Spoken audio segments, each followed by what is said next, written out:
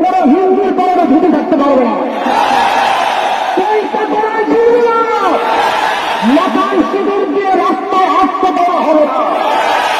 সংখ্যাগরিষ্ঠ মুসলমানের দেশ, ইসলাম মুসলমানের বিরুদ্ধে করে কথা বলতে হবে, কয়েকবার হিসাব করে কথা বলবা, নতুবা কণ্ঠ কিভাবে স্তব্ধ করে দিতে হয় মুসলমানরা সেই পথ ভালো করে জানে।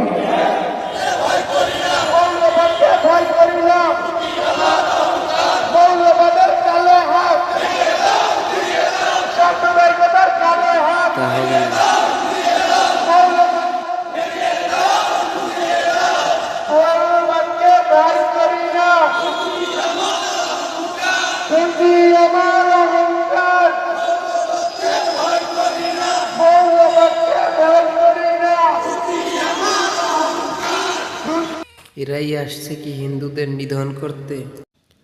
কি দোষ ছিল দীপু চন্দ্র দাস?